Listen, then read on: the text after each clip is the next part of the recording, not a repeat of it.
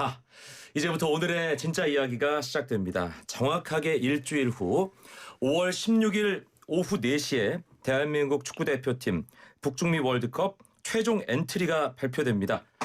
일단 일정이랑 장소는 다 정해진 거죠, 송지훈 기자? 네, 오는 16일에 광화문에서 발표를 하게 됩니다. 그 명단 발표 당일에 광화문에서 이제 다양한 축구 행사도 같이 열리게 되고요.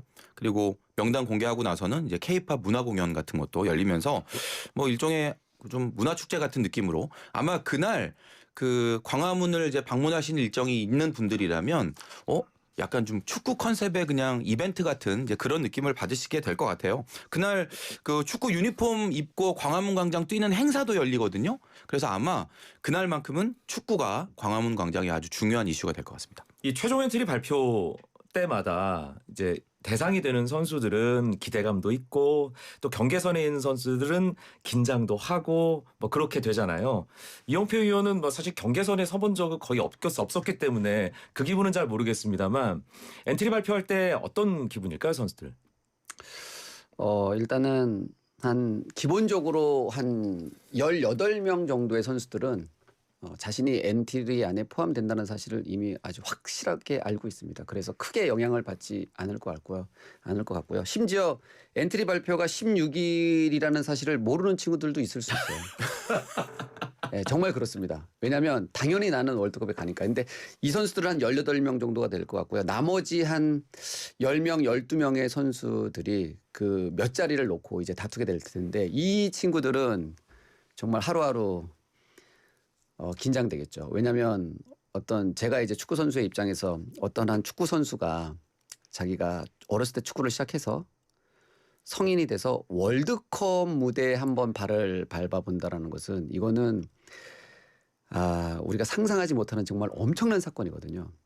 그런 걸 봤을 때 한 10명에서 12명의 선수는 아마 이 5월 16일이 다가올수록 잠들기가 쉽지 않을 겁니다. 네.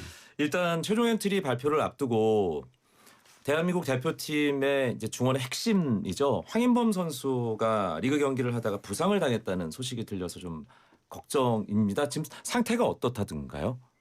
일단 그 최근에 러닝은 시작을 한 것 같아요.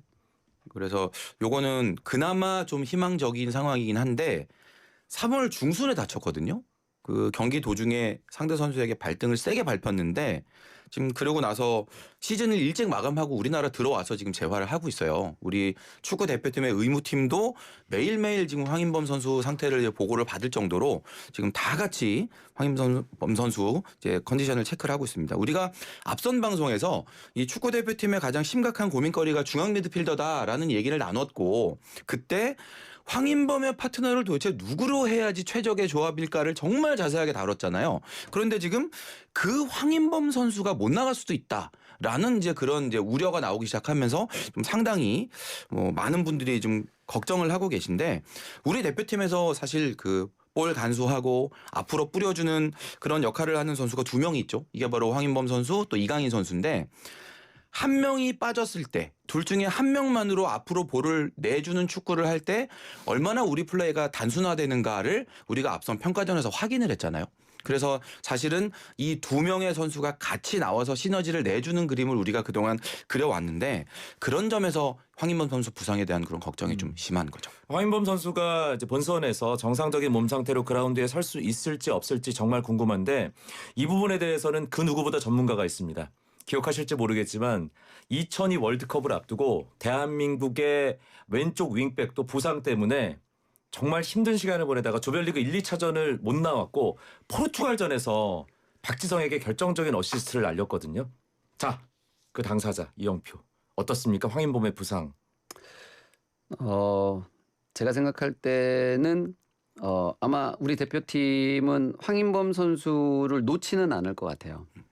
만약에 부상 속도가 이제 아직도 한 30일 정도 남았으니까 30일 이상 남았으니까 회복 속도를 확인하긴 하겠지만 그 조별 예선전 3경기 중에 만약에 한 경기라도 경기를 뛸 수 있다라는 확신이 들면 저는 분명히 황인범 선수를 데려갈 거라는 생각이 듭니다. 왜냐하면 그 정도로 황인범 선수는 대표팀 내에서 가치가 있는 선수이기 때문에 황인범 선수가 저는 당연히 대표팀 그 스쿼드 안에 포함될 거라는 생각이 들고요. 아까 방금 전에 이제 이강인 선수를 이야기하셨는데 대표팀 안에서 이강인 선수가 파이널 서드 지역에서 아주 결정적인 찬스를 만들어주거나 득점을 할 수 있는 선수라면 이 황인범 선수는 이 미들 지역에서 파이널 서드로 넘어가는 그 연결을 해주는 연결고리 역할을 하는 선수거든요. 그래서 이 황인범 선수가 저는 반드시 필요하다라고 생각하는 사람 중에 한 명입니다. 네.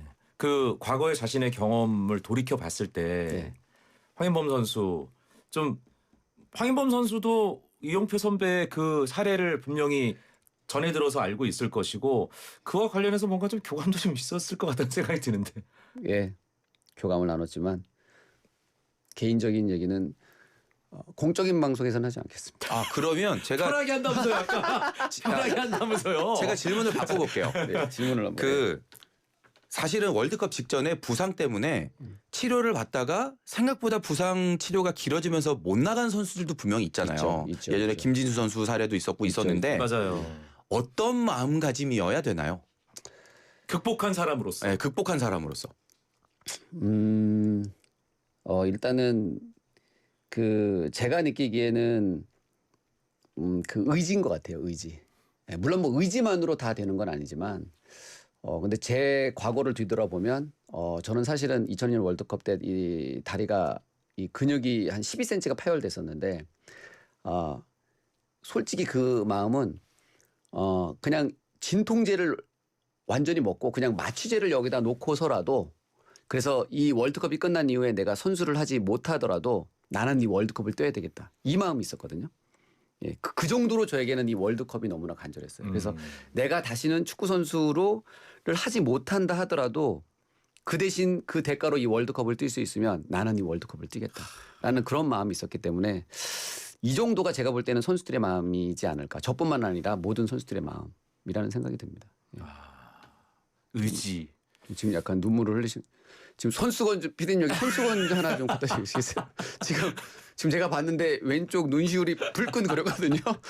그래서 지금 손수건 좀 아니 티슈가 없네. 아니 지금. 전 개인적으로는 기도 이런 얘기 나오지 않을까 생각했는데 의지인 것으로 알겠습니다. 자 이제 포지션별로 이제 어떤 선수들이 최종 엔트리에 이제 올라갈 것인지에 대한 이야기를 좀 가감없이 나눴으면 좋겠는데 일단은 손흥민 선수가 물론 이 북중미 챔피언스컵에는 이제 또 고지대에서 골을 너무 많이 먹으면서 LAFC가 탈락을 했지만 최근에 사실 공격적인 부분에서 뭔가 폼도 좋고 결과물도 많이 만들고 있잖아요. 그러니까 득점 쪽에서 사실 기록이 살짝 떨어져 있긴 한데 기준을 우리가 이제 공격 포인트로 살짝 바꿔서 바라보면 손흥민 선수 지금 괜찮아요. 굉장히 올해 도움을 15개를 했거든요. 그러니까 우리가 기대하는 어떤 그런 해결사 역할로는 조금 미흡하게 볼 수도 있겠지만 결정적인 찬스를 생산한다라는 관점에서 보면 여전히 톱클래스다라고 말씀드릴 수 있고 지난 시즌에 12골하고 도움 4개였는데 올해는 이제 2골에 도움 15개예요. 공격 포인트 자체로는 오히려 더 늘었거든요. 그렇죠. 네. 그런 면에서 본다 그러면 월드컵을 코앞에 둔 입장에서 우리가 이 손흥민 선수의 어떤 이런 그 스타일 변화 이런 거를 잘 활용할 방법을 찾는다면 뭐 오히려 더 좋은 결과 나올 수도 있겠다 생각합니다. 자, 공격진부터 이제 최종 엔트리에 대한 이야기를 좀 해보겠습니다. 아까 이영표 의원이 18명 정도는 최종 엔트리 발표가 16일인지 모를 수도 있다라고 얘기했는데 그 가운데 가장 강력한 이름이 손흥민 선수고요. 어떻게 예상하세요, 이영표 의원? 어떤 거를요? 어떤 거를? 최종 엔트리. 최종 엔트리. 공격진. 최종 엔트리. 최종 엔트리. 파이널 서드 지역부터 보겠습니다. 최종 엔트리는 뭐 저는 기본적으로 기존에 나왔던 선수들이 최근에 그 미국 원정 그다음에 지금 유럽 원정에서 나왔던 기본적인 선수들이 모두 다 포함될 거라는 생각이 들어요. 근데 저는 사실은 이 최종 엔트리는 뭐 축구 팬들이라면 다 어느 정도는 예상을 할 것 같고 한 가지 꼭 좀 이야기를 하고 싶은 것은 우리가 월드컵 안에서 누가 월드컵을 갈까도 중요하지만 월드컵에 가서 우리가 어떤 축구를 할까라는 것들이 되게 중요하잖아요. 이 순서가 그 다음에 있는지는 모르겠는데 저는 이번 우리 대표팀이 그랬던 것 같아요. 과거를 좀 뒤돌아보면 과거에서 우리가 많은 것들을 조금 배울 수가 있는데 우리가 성적을 냈던 뭐 2002년도 마찬가지였고요. 그다음에 2010년 남아공 월드컵에서 우리가 역사상 처음으로 원정 16강을 진출했을 때, 그다음에 지난 2022년도 마찬가지였고, 우리가 월드컵에서 우리가 원하는 16강 이상의 성적을 냈을 때에는 가장 큰 게 이 두 가지가 있었어요. 첫 번째는 뭐냐면 상대를 압도하는 기동력이 있었어요. 경기를 볼 때 와, 우리 선수들 진짜 많이 뛰네, 이런 느낌을 TV를 보시는 시청자 여러분들에게 줬어요. 그다음에 또 한 가지가 뭐냐면 쉽게 무너지지 않는 수비 조직력을 갖추고 있었어요. 그래서 상대를 압도하는 기동력과 쉽게 무너지지 않는 수비 조직, 이 두 개가 있으면 우리는 항상 월드컵 본선에서 좋은 성적을 냈었거든요. 그래서 이 두 개를 갖출 수 있는 이 나머지 지금 얼마 남지 않은 이 30일 약간 넘는 이 시간 동안 우리 대표팀이 이런 것들을 좀 집중적으로 신경을 써서 준비를 했으면 좋겠다라는 생각을 저는 개인적으로 좀 가지고 있습니다. 이 두 가지가 정말 중요하다는 거에 전적으로 동의하는데, 기동력이라는 것은 어떤 체력 훈련이나 선수들의 의지의 부분인데, 수비 조직은 어떤 뭐 아이디어, 실행 계획 수립, 그리고 전술적으로 선수들에게 역할을 부여하는 어떤 좀 약간 다른 차원의 문제라는 생각이 들거든요. 특히 네. 최근에 코트디부아르 또 오스트리아전에서 이 우리나라가 뭐 좋은 축구를 보여주는 듯 하다가도 순간적으로 수비 조직이 붕괴되면서 실점을 하는, 그래서 패배로 이어지는 그런 장면이 있었단 말이죠. 또 이 백스리, 그 좌우 윙백을 활용한 이런 전술이 좀 아직 완성이 좀 안 됐다라는 그런 느낌도 드는데, 그 부분에 대한 얘기를 좀 듣고 싶어요. 네, 지난 우리가 미국 원정에서 미국과 멕시코와의 평가전에서는 나름 되게 괜찮은 모습을 보였었잖아요. 작년 9월이었죠. 그렇죠. 작년 9월에 수비 조직에서 되게 괜찮은 모습을 보였어요. 그래서 하지만 이제 지난 유럽 원정에서는 전혀 다른 모습을 보였었어요. 뭐 선수들의 간격이라든가 기동성이라든가, 그다음에 유기적인 움직임이라든가, 그다음에 어떤 한 선수가 그 자리를 벗어났을 때 그 주변에 있는 선수들이 어떻게 이 공간을 메꿀 것인가에 대한 문제에서 상당히 어려움을 겪는 모습을 보여줬었는데, 그 미국 원정에서 우리가 이 미국과 멕시코와 경기했을 때 보여줬던 쉐입을 저는 다시 한번 상기했으면 좋겠고, 제가 대표팀에서 오랫동안 정말 선수 생활을 하고 합숙 생활을 했지만 생각보다 한 팀에 되게 오래 있으면서 밥도 같이 먹고 또 훈련도 같이 많이 하긴 하는데, 생각보다 이 전술적인 문제를 많이 얘기하지 않는다라는 걸 제가 한번 발견을 했었거든요. 왜 그렇죠? 생각보다 얘기하지 않아요. 물론 이제 감독님하고 얘기를 하고 뭐 부분적으로 훈련 때 얘기를 하지만 쉬는 시간에 이런 얘기를 생각보다 많이 하지 않아요. 그래서 저는 이번 월드컵에서는 우리 선수들이 이제 뭐 이제 5월 중순에 이제 다 같이 모여서 이제 합숙을 할 텐데, 그 3, 4주라는 시간 동안 그곳에서 훈련할 때도 마찬가지지만 쉬거나 뭐 티를 마시거나 산책을 할 때에도 그 주변에 있는 선수들과 함께 내가 경기장 안에 섰을 때 어떤 것들이 좋더라, 또 어떤 것들을 좀 했으면 옆에 있는 선수들이 움직여줬으면 좋겠다, 또 커버를 해줬으면 좋겠다, 이런 이야기를 정말 많이 해서 경기장 안에서 문제는 그 작은 커뮤니케이션의 문제가 경기장에 들어가기 전에 어느 정도 교정이 돼서 들어가는 그런 모습을 좀 보였으면 좋겠다라는 생각도 하게 됩니다. 그럼 그런 논의를 할 때 뭔가 논의를 주도하고 뭔가 그 각각의 경기 상황별로 위치를 어떻게 가고 커버 플레이는 어떻게 가고, 그런 걸 좀 누가 좀 주도해야 되는 거 아니에요? 그렇죠.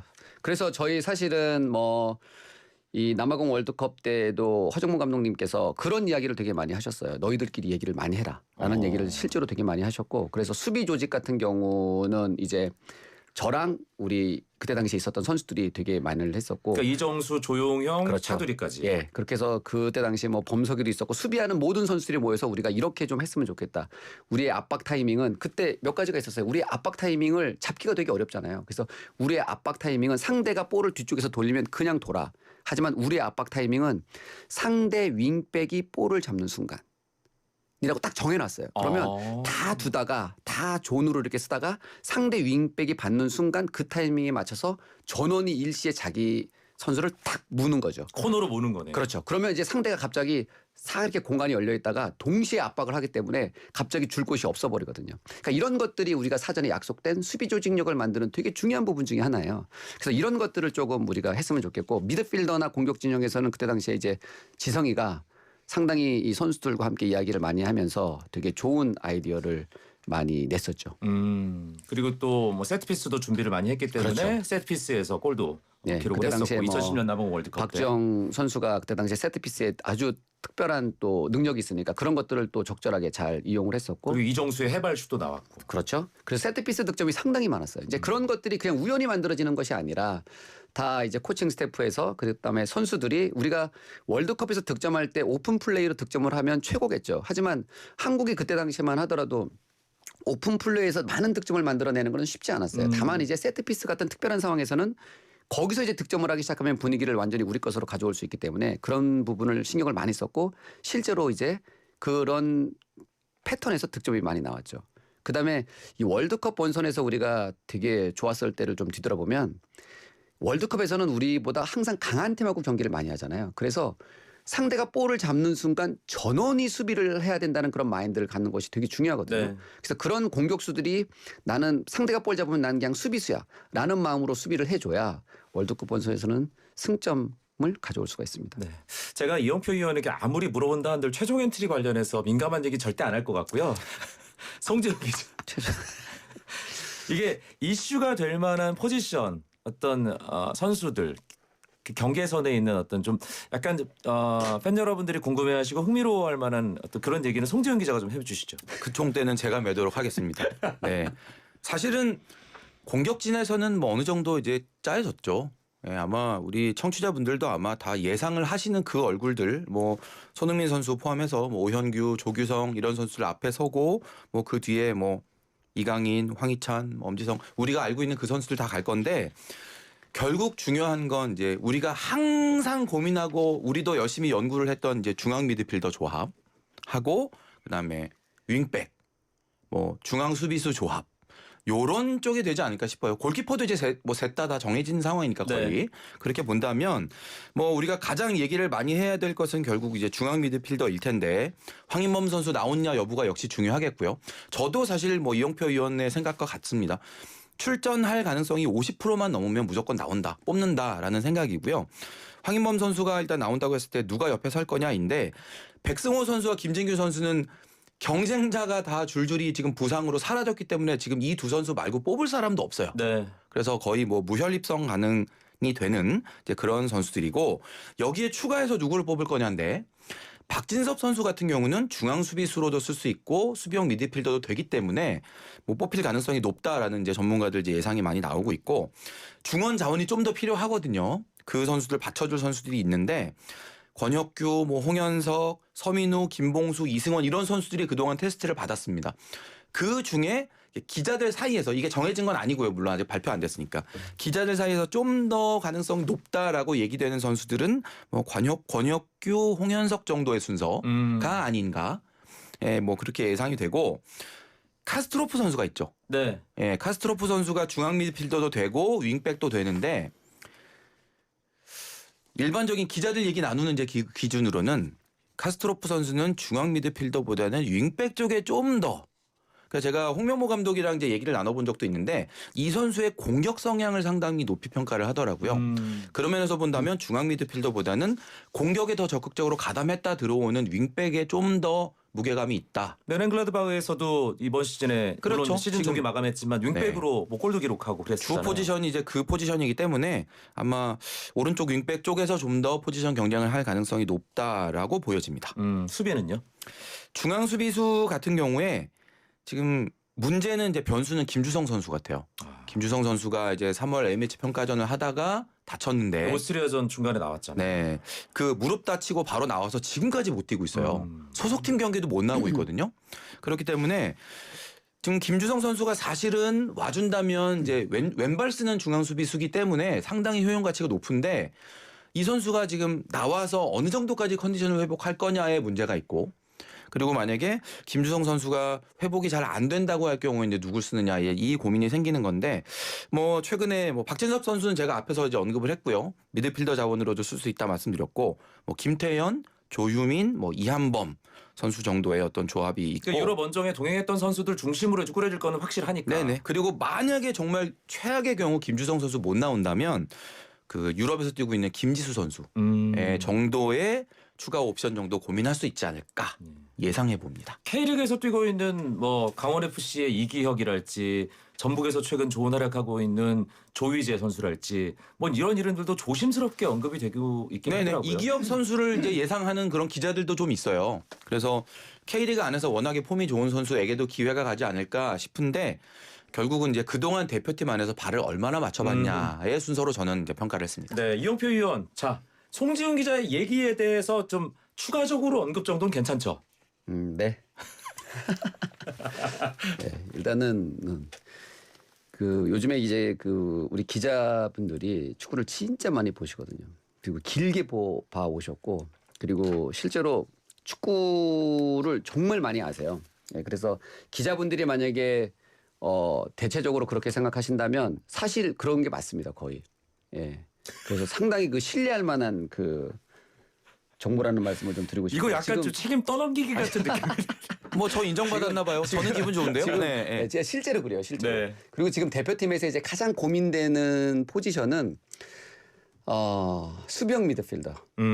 예, 수비형 미드필더하고 그다음에 이제 윙백 이 포지션. 이 두 포지션에 대한 이제 고민이 좀 있어요. 그 중에서도 만약에 하나를 뽑으라고 한다면 아마 수비형 미드필더 역할을 누구에게 맡길 것인가. 그다음에 이 수비형 미드필더의 롤을 그러면 한 명을 세울 것인가 아니면 두 명을 세울 것인가. 그러니까 이런 고민을 상당히 많이 할 것 같아요. 그래서 이 문제를 우리가 이제 어떻게 뭐 선수로 해결하기가 지금 어렵다고 판단이 된다면 그럼 이제 선수가 아닌 조직력, 그다음에 어떤 대형, 전술로 이제 이 문제를 해결을 해야 되는데 이런 문제를 어떻게 해결해야 하는 게 좋을까라는 고민이 있을 것 같습니다. 그리고 기본적으로 아까 제가 말씀드렸던 것처럼 18명의 선수들은 이미 자신이 알고 있고 그리고 정말 잔인한 이야기이긴 하지만 우리가 23명, 4명, 6명의 선수들이 월드컵에 가지만 과거의 기록으로 봤을 때 월드컵에서 실제로 경기를 뛰는 선수들은 한 15, 6, 7명 정도예요. 그렇죠. 그러니까 그 선수들이 결국은 모든 경기를 다 뛰거든요.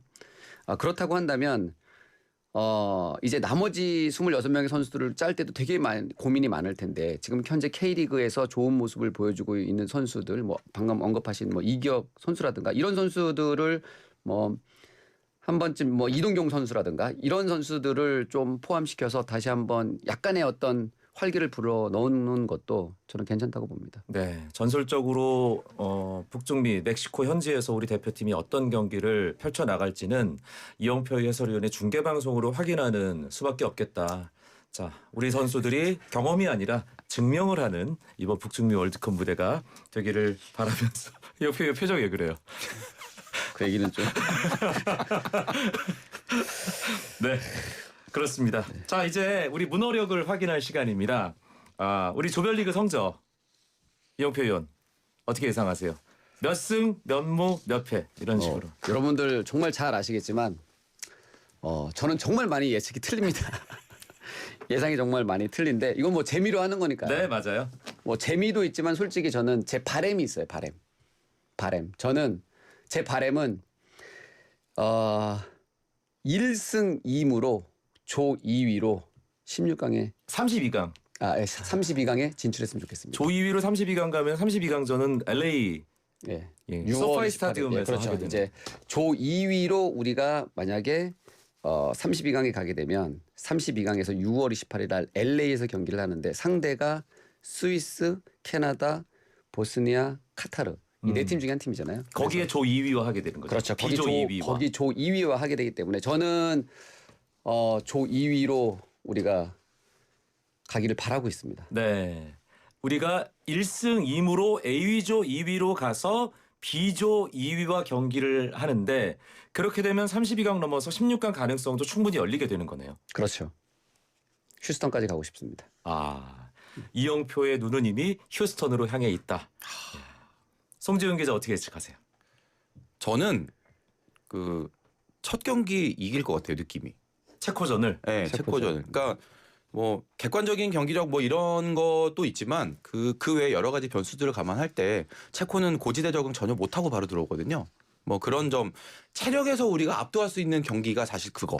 그러니까 2차전은 멕시코랑 하기 때문에 멕시코는 고지대 적응이 완전히 끝난 팀이에요. 우리보다 훨씬 더 잘 돼 있고. 그래서 뭐야 왜 이렇게 숨이 안 쉬어져 이거 왜 이래 라고 느끼는 체코를 상대로 우리가 1승할 가능성이 매우 높다고 보고 멕시코전은 뭐 사실 무승부만 해도 성공이죠.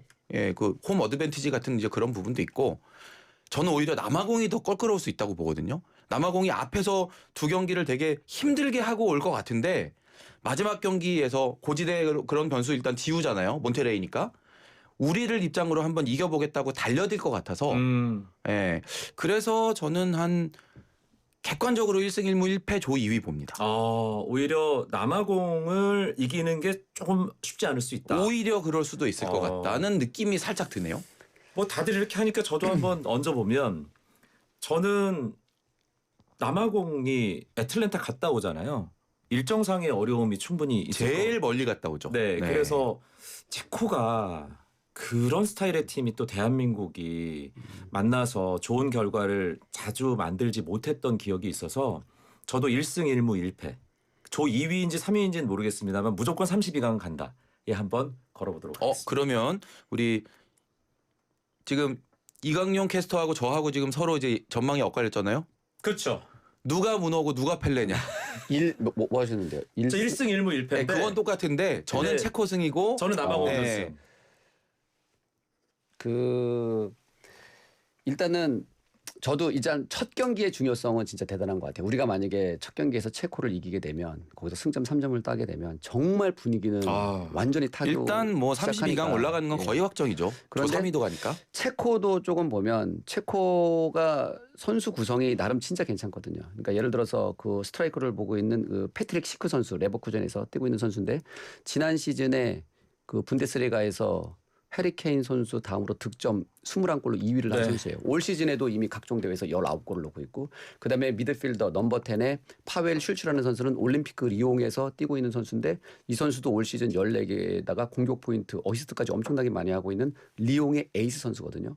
거기에다가 수비형 미드필더 소우체크 그리고 나서 그 울버햄튼에서 뛰고 있는 중앙 수비수 크레이치 선수 구성 면으로 봤을 때는 상당히 괜찮은 선수들이에요. 요소의 에이스급 선수들이 있는 그렇죠. 거네요. 그리고 특히 이제 이 패트릭 시크 선수하고 파웰 슐츠 선수 이 두 명의 파괴력이 올 시즌에도 이 두 명이 공격 포인트를 리그에서 40개 가까이를 양산해냈기 때문에 언제든지 득점을 할 수 있는 선수들로 구성되어 있어요.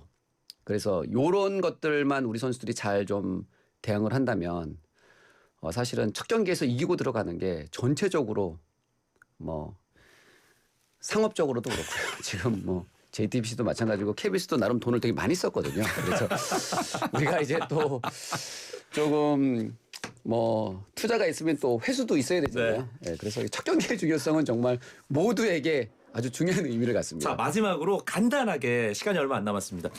2014년 브라질 월드컵을 앞두고 이용표 의원이 스페인의 몰락을 얘기하면서 문어에 등극했거든요.